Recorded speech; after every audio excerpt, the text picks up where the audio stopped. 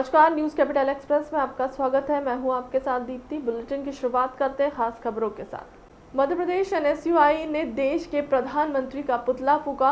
बिहार में प्रयागराज हुए छात्रों पर बर्बरतापूर्वक लाठीचार्ज में सैकड़ों छात्रों के हालात होने पर पूरे देश में आज छात्रों द्वारा भारत बंद के आह्वान पर आज भोपाल में छात्रों द्वारा प्रदर्शन कर प्रधानमंत्री का पुतला दहन किया गया।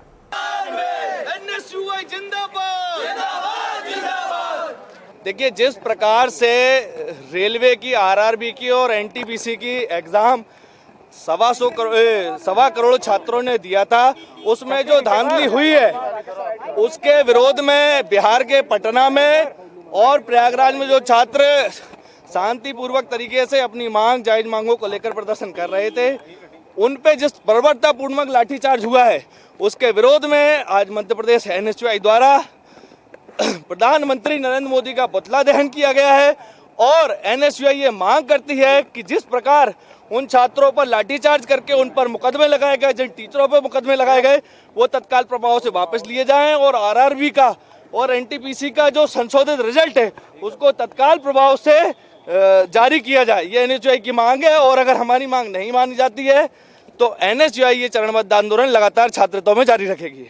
देखिए, जिस प्रकार से आरआरबी और एनटीपीसी के रिजल्ट में धांधली हुई है उसके खिलाफ, उसमें जो धांधली हुई उसके खिलाफ पटना और प्रयागराज में जो छात्र अपनी शांतिपूर्वक तरीके से प्रदर्शन कर रहे थे, उनके ऊपर जो बर्बरतापूर्वक लाठीचार्ज हुआ है उसके खिलाफ आज मध्य प्रदेश एनएसयूआई ने प्रधानमंत्री नरेंद्र मोदी का पुतला दहन किया है। और इस प्रदर्शन के माध्यम से हम मांग करते हैं कि जिन छात्रों पर बर्बरतापूर्वक लाठीचार्ज करके एफआईआर दर्ज की गई है, जिन शिक्षकों पर एफआईआर दर्ज की गई है, उनको तत्काल प्रभाव से रद्द किया जाए और जो आरआरबी और एनटीपीसी का संशोधित रिजल्ट है डी ग्रुप का, उसको तत्काल प्रभाव से रेलवे मंत्रालय द्वारा जारी किया जाए। और अगर ऐसा नहीं होता है तो पूरे देश में छात्र इसी प्रकार से आंदोलनरत रहेगा। पूरे देश में इन दिनों कोरोना के केस कम होने लगे हैं। मध्य प्रदेश में भी पॉजिटिव दर कम हुई है, जिसको लेकर चिकित्सा मंत्री विश्वास सारंग का कहना है कि कोरोना के केस कम जरूर हुए हैं, लेकिन अभी भी अलर्ट रहने की ज़रूरत है। ज़्यादा से ज़्यादा लोग वैक्सीन लगवाएं, जिससे कि कोरोना से सुरक्षा मिलती है। मध्य प्रदेश सहित राजधानी भोपाल में पिछले 3 दिन से कोरोना के मामले कम हो रहे हैं, लेकिन सरकार का कहना है कि मामले ज़रूर कम हो रहे हैं, लेकिन सभी को सावधान रहने की ज़रूरत है। चिकित्सा शिक्षा मंत्री विश्वास सारंग ने बताया कि सरकार पूरी तरह अलर्ट मोड पर है, स्वास्थ्य व्यवस्थाएं बेहतर हैं, सरकार पूरी तरह वैक्सीनेशन पर ध्यान दे रही है। सभी लोगों से अपील है कि वह वैक्सीन लगवाएं और कोरोना गाइडलाइन का पालन करें। देखिए, 2-3 दिन से पॉजिटिव केसेस में कमी आई है, परंतु फिर मैं निवेदन करना चाहता हूं कि कोविड है अभी, हमें पूरी तरह सुरक्षा का, अपनी और अपने परिवार की सुरक्षा का पूरा ध्यान रखना चाहिए, कोरोना प्रोटोकॉल का ध्यान रखना चाहिए।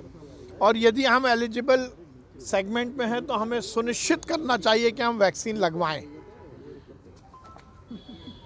हमारी चिकित्सीय व्यवस्थाएं चुस्त दुरुस्त हैं, हम वैक्सीनेशन को लेकर पूरी तरह से काम कर रहे हैं। मैं सभी से यही निवेदन करूंगा कि हम पूरी तरह कोरोना प्रोटोकॉल का ध्यान रखें और ये सुनिश्चित करें कि अपने और अपने परिवार को कोरोना संक्रमण से बचाकर रखें। तो जिस तरह आप देख रहे हैं कि हेलीपैड बनाने के लिए 100 साल पुराने पेड़ भी कटवा रहे हैं। अब देखिए, कांग्रेस तो विध्वंस वाली बातें करती है। क्या पेड़ लगा रहे हैं तो गलत कर रहे हैं?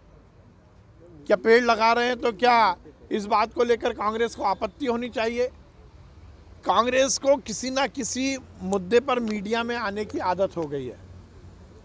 शिवराज सिंह चौहान जी एक जागरूक और एक जिम्मेदार नागरिक की भूमिका का निर्वहन कर रहे हैं और मैं उन्हें बहुत बधाई और साधुवाद दूंगा कि उन्होंने मध्य प्रदेश के वन के संरक्षण के लिए काम किया और केवल नीति रीति नहीं बनाई, बल्कि स्वयं उतरकर रोज एक पेड़ लगाकर समाज में जन जागरण करने का भी काम किया है। देखिए ये कोई आंकड़ों का खेल नहीं है। मुझे लगता है कि हम इस बहस में पड़े कि कब पीक आएगा, पीक आया नहीं आया, पीक आएगा नहीं आएगा, ये किसी भी तरह अनुमान से कोई बातें नहीं की जाती।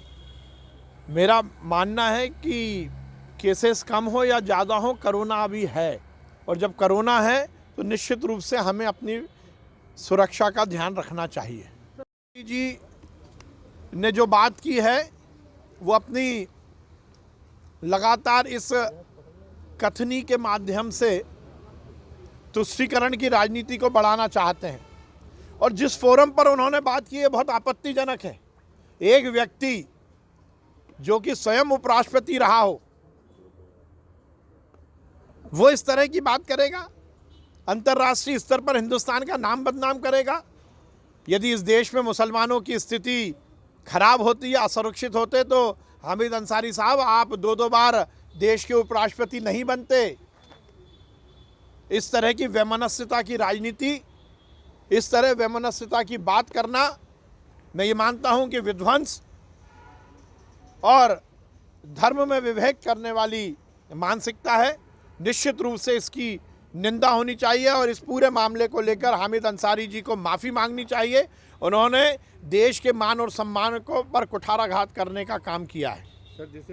आधा दर्जन बच्चे संदिग्ध हालतों में लापता हैं। घर से खेलते के निकले थे सभी बच्चे संदिग्ध हालतों में हुए लापता। बीती रात पार्क में लावारिश हालत में मिले सभी बालक। पुलिस कर रही है परिवार से पूछताछ। कुत्ते के भौंकने से नाराज बदमाशों ने महिला पर किया हमला। टीटी नगर पुलिस ने हत्या के प्रयास का किया मामला दर्ज, आरोपी की हुई गिरफ्तारी। देखिए, इसका जनरलाइजेशन किया जाना बड़ा मुश्किल है कि किसी शहर में या कस्बे में या घर में भी पेरेंटल कंट्रोल कम है या किस तादाद में है। ये प्रकरण विशेष पे निर्भर है कि उसमें क्या कारण रहा है। और इसमें जो कारण सामने आया है उसमें है कि ये दर्शन करने चले गए थे और साथ में इन्होंने जो है जाने का ये निर्णय लिया और चूँकि दूरी पर सभी बच्चे गए हैं तो ये जानने का प्रयास किया जा रहा है कि कोई अन्य व्यक्ति से प्रभावित होकर गए हैं या स्वतः निर्णय लेके गए हैं, तो इसका पूछताछ की जा रही है। उसमें एक बच्चा है जो पहले भी इस तरह की चीज़ें कर चुका है और उसकी क्या कुछ कारण चले गए? इसमें प्रारंभिक जानकारी जो 6 बच्चों के जाने के संबंध में आई है कि वो सभी साथ में उज्जैन चले गए थे, ये जानकारी आई है। और उसके बाद पुलिस ने इनको जो है सभी को सुरक्षित वहाँ से लाया गया है। ये बात आई है पूछताछ करने में कि वो दर्शन करने के लिए सभी चले गए थे। और भी अन्य पूछताछ इनके परिजनों से की जाएगी कि अगर कुछ और कारण है, लेकिन वर्तमान में सुरक्षित हैं और सभी बरामद किए जाते हैं। ये प्रकरण जो है इसमें जो घायल महिला है उसकी तरफ से प्रकरण दर्ज किया गया है, जिसमें विवाद का जो प्रारंभिक कारण है वो जब आरोपी वहाँ से गुजर रहे थे तो उन्होंने कुत्ते को भौंकते हुए देखने से वहाँ पर कुछ उस पर हमला किया, जिससे ये विवाद बढ़ा और उसके पश्चात महिला इसमें चोटिल हुई है। मामला चूँकि महिला से संबंधित था और गंभीर प्रकृति का था, पुलिस ने हत्या के प्रयास का मुकदमा दर्ज किया है और इसमें अन्य प्रतिबंधात्मक कार्रवाई भी कठोर की जा रही है, जो संभवतः कल तक की जाएगी। आरोपी कितने तक गिरफ्तार हुए और सर तलवार इतनी जल्दी सर साथ में लेकर हुए? जो घटना की विवेचना है प्रकरण की, उसमें सामने आएगा कि किस प्रकार से जो हथियार का उपयोग हुआ है ये उपलब्ध आरोपियों के पास में हुए। साथ ही जो आरोपियों की संख्या है उसके संबंध में पूछताछ चल रही है। जो प्रारंभिक आई है जानकारी उसमें जो लोग बाइक पर थे उनका ही नाम आया है। पूछताछ में क्लियर हो पाएगा अगर कोई अन्य साथी भी इनके साथ में जुड़े। हाँ, ये प्रकरण का ही भाग है। जो भी उसमें अगर हथियारों का उपयोग हुआ है उसके तहत भी कार्रवाई की जाएगी। प्रधानमंत्री आवास योजना ग्रामीण के अंतर्गत 3.50 लाख आवासों की स्वीकृति और प्रथम किश्त का वितरण कार्यक्रम आज 3.50 लाख गरीबों के घरों का सपना हो रहा है पूरा। मध्य प्रदेश में प्रधानमंत्री आवास योजना के अंतर्गत 30,85,000 आवासों के लक्ष्य के विरुद्ध अब 23.07 लाख आवास बनाए जा चुके हैं। 2014 में अभी तक हमने 4,58,088 इंदिरा आवास योजना के आवास बने हैं। वन अधिकारी आवास भी 86,791 बनाए गए हैं और होम स्टेट योजना के अंतर्गत 1,17,639 आवास बने हुए हैं। मुख्यमंत्री अंत्योदय आवास योजना के अंतर्गत 24,622 आवास बनाए गए हैं। आदिवासी स्पेशल प्रोजेक्ट के अंतर्गत 23,256 आवास बनाए गए हैं। देखिए, एक तो आज का दिन मध्य प्रदेश के गरीबों के लिए ऐतिहासिक दिन है। एक साथ 3.5 लाख गरीबों को प्रधानमंत्री आवास योजना के अंतर्गत मकान स्वीकृत हुए हैं और 875 करोड़ रुपया उनके खाते में गया है। मकान समय सीमा में बने, गुणवत्तापूर्ण बने, उसके लिए आवश्यक व्यवस्था हितग्राहियों के साथ मिलकर करने के प्रयास किए जा रहे हैं। कुल मिला के गरीब कल्याण के अनेकों काम प्रारंभ हुए और कई गरीब बहनों और भाइयों को केवल मकान नहीं, अनेकों योजनाओं का लाभ मिल रहा है। गांव में एक स्वस्थ वातावरण बने। देखिए, जब तक ग्रामवासी खुद अपने गांव के विकास के लिए तत्पर नहीं होंगे, तब तक केवल सरकार नहीं कर सकती। सरकार अपने प्रयास करती है, करती ही रहेगी। इसलिए एक तो मैंने अपील की है कि हम गांव का एक दिन मनाएं, उसको जन्मदिन भी कह सकते हैं, कोई और नाम भी दे सकते हैं, और वो गांव में ग्राम सभा करके तय कर लें कि साल भर में फलानी तारीख या फलाना दिन हमारे गांव का जन्मदिन होगा या गांव का दिन होगा। जैसे मैंने अपने गांव जैत में तय किया, नर्मदा जयंती के दिन कल गांव के लोगों के साथ मिल के उस दिन हम जितने गांव के लोग हैं, वो किसी भी पद पे हों, कहीं भी रह रहे हों, वो गांव में इकट्ठे हों। अपवाद की बात नहीं करता, लेकिन यथासंभव इकट्ठे हों और मिलके गांव के विकास की, गांव के उत्थान की योजनाएं बनाएं। उसमें नंबर 1 शासकीय योजनाओं का बेहतर लाभ उठाते हुए गांव कैसे आगे बढ़े, और दूसरा अपनी तरफ से भी अगर हम कोई योगदान कर सकते हैं, कोई आंगनवाड़ी में कर सकता है, कोई स्कूल में कर सकता है, कोई और किसी काम में कर सकता है, तो एक भाव जागृत होगा कि मेरा गांव मेरा तीर्थ जैसी भावना एक आएगी और उसको विकसित करने में उनका योगदान देंगे और गांव में भी एक भाव आएगा। दूसरे, हम अक्सर देखते हैं कई जगह आपस में छोटी छोटी चीज़ों पे झगड़े हो जाते हैं, तो गांव की अधिकांश ऊर्जा खत्म हो जाती है आपसी झगड़ों में ही। कुछ गांव बिल्कुल आइडियल मिलते हैं, आज के युग में भी मिल के पंचायत के चुनाव कर लेते हैं। तो एक योजना हम समरस गांव बनाने की, गांव में छोटे मोटी कोई चीज़ है तो ग्रामवासी मिलके ही तय कर लें। क्यों पुलिस थाने में कोई मामला जाए, कोई रिपोर्ट गांव की थाने में ना हो, आपस में मिलके विवाद सुलझाएं, एक वातावरण आत्मीय। लद्दाख यात्रा पर मध्य प्रदेश के जंगलों में जाने वाली बॉलीवुड फिल्मों की शूटिंग पर टाइगर और वनों के संरक्षण पर वन मंत्री विजय शाह ने कहा। देखिए, चुशूल घाटी लेह लद्दाख की वो जगह है जहां 1962 में हमारे सीमित संसाधनों के सैनिकों ने हजारों चाइनीज सैनिकों से बहादुरी से लड़ते हुए उसको सुरक्षित रखा और कई शहीद भी हुए, लेकिन उसको सुरक्षित रखा।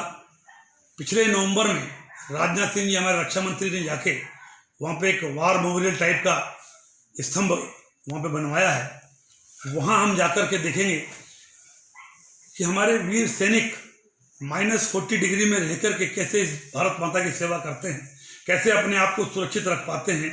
और केवल हम लोग भाषण में कहते थे कि हमारा भारत का सैनिक 50 डिग्री माइनस में और 50 डिग्री प्लस में रेगिस्तान में रहता है और 50 डिग्री माइनस में कश्मीर में या लद्दाख में रहता है, तो उसके दर्द को हम महसूस भी कर सकें। इसलिए आज 35 डिग्री माइनस टेम्परेचर में हम जाके उनका हौसला अफजाई करना चाहते हैं और उस माटी को, उस चुशूल घाटी में जाकर के मत्था टेकना चाहते हैं कि जहां हमारे वीर सैनिकों ने शहीद हो गए, लेकिन भारत माता के टुकड़े को चाइनीज के नहीं होने दिया गया। 31 से 6 तक हम लोग वहाँ रहेंगे और भारत सरकार और हमारी पूरी सैनिक की टुकड़ियाँ सारी हमारी वहाँ व्यवस्था कर रही है। हम लोग 31 तारीख को यहाँ से रवाना हो। देखिए, मेरा आपसे निवेदन है, इस आरोप पे आप मुझे बिठा लें, कांग्रेस के नेता को बुला लें। इस देश की आज़ादी के बाद किसने किन जनजातियों के लिए, आदिवासियों के लिए कितना बनाया और कितना किया, मेरे मुख्यमंत्री, मेरी सरकार ने क्या किया, मैं दावे के साथ कह सकता हूँ। ऐसी योजनाएं इम्प्लीमेंट हमने किए हैं, चाहे वो शिक्षा का क्षेत्र हो, चाहे वो उनका डेवलपमेंट का क्षेत्र हो, चाहे उनकी सुरक्षा का क्षेत्र हो। आज हम दावे के साथ कह सकते हैं कि भारतीय जनता पार्टी की सरकार ने उनको न सिर्फ विदेशों में पढ़ाई के लिए भेज रहे हैं, न सिर्फ इंजीनियरिंग मेडिकल कॉलेज में 10-10 लाख रुपए साल के खर्च करके हम भेज रहे हैं। भाषण देना, आरोप लगाना और बात है, कर्म करना कोई और बात है। पॉलिटेक्निक, ITI, विदेशों में पढ़ाई और ऐसी अनेक योजनाएं हम दावे के साथ कह सकते हैं अनुसूचित जाति और जनजाति के लिए जो भारतीय जनता पार्टी की हमारे प्रधानमंत्री, हमारे मुख्यमंत्री जी ने किया है। मैं किसी भी फ्रंट पर, किसी भी चौराहे पर, किसी भी चैनल पर कांग्रेस के दावे को नकारने के लिए तथ्य से तैयार हूं। गृह मंत्री नरोत्तम मिश्रा ने पुलिसकर्मियों को सौंपे 312 बहुमंजिला आवास। रेडियो कॉलोनी में बने नए आवासों का अवलोकन कर लोकार्पण किया गया। मध्य प्रदेश की तस्वीर बदलने में पुलिसकर्मियों का अहम योगदान। BSNL के खाली पड़े बंगलों को किराए पर लेकर पूरे पुलिसकर्मियों को करेंगे किराया मुक्त। पिछले 2 साल में देखेंगे हमारी पुलिस के जवान की विद्रूप छवि जो कभी कभी प्रस्तुत की जाती थी, अब वो छवि में बदलाव वर्तमान परिवेश और उसमें आ रहा है। लंबे समय से मैंने पूर्ववर्ती सरकार का जिक्र कर दिया था। अगर हम पूर्व का देखेंगे, माननीय मुख्यमंत्री शिवराज सिंह जी की सरकार आने के पहले का मध्य प्रदेश देखें। इस मध्य प्रदेश के अंदर हजरत का गैंग था, हन्नी का गैंग था, जगजीवन परिहार का गैंग था, गड़रिया का गैंग था, निर्भय गुर्जर का गैंग था, इधर बिंद में आ जाते थे, ददुआ था, ठोकिया था, अनेक गैंग इधर विचरित करते थे। हम वहां से निकल के चले जाएं बालाघाट में तो नक्सलाइटों की ये समस्या थी उस दौर में कांग्रेस रीजन में कि दिग्विजय सिंह जी की सरकार के परिवहन मंत्री लिखीराम कामरे जी को घर में घुस के नक्सलाइट ने मार दिया। हम भोपाल और इसके आगे मालवा अंचल में बढ़े तो सिमी का नेटवर्क इतना बड़ा था कि झरनिया के जंगल के कुओं के अंदर हथियार भरे हुए मिलते थे। कुओं पानी की जगह हथियार से भरा मिलता था। ये हमको विरासत में रियासत मिली थी। आज कोई सिमी का नेटवर्क नहीं है। कोई नक्सल गतिविधि मध्य प्रदेश में बालाघाट अंचल में हमने बढ़ने नहीं दी। 84 लाख रुपए के नक्सलाइट या तो मार दिए गए या सरेंडर करके हाजिर कर लिए गए। आज ददुआ और ठोकिया के इलाके में शांति है, जगजीवन, निर्भय और गड़रिया के इलाके में शांति है। अब चंबल डाकुओं के नाम से मित्रों नहीं पहचानी जाती और इसका मुख्य कारण हमारे पुलिस के जवान, हमारी पुलिस की फोर्स है जिसने छवि मध्य प्रदेश के अंदर बदली कि ये मध्य प्रदेश, ये घटनाएं जो आकस्मिक घटती हैं उनको छोड़कर आज कोई चिन्हित गिरोह नहीं है, आज कोई चिन्हित माफिया मध्य प्रदेश में नहीं है, कोई सरगना नहीं कहलाता मध्य प्रदेश के अंदर। मैं अपवाद और घटनाओं की बात नहीं करता, लेकिन इस प्रदेश के अंदर हमने इसको शांति का टापू बनाने का प्रयास किया और सिर्फ प्रयास ही नहीं किया, आपके सामने हमने प्रस्तुत भी कर दिया। आज आप चारों दिशाओं में नजर डालेंगे। अब ये क्वार्टर मिल जाना, ये पहले मिल जाना था, विलंब हुआ है क्योंकि मेरी मान्यता है कि मजदूर को उसकी मजदूरी उसके पसीना सूखने के पहले मिलनी चाहिए।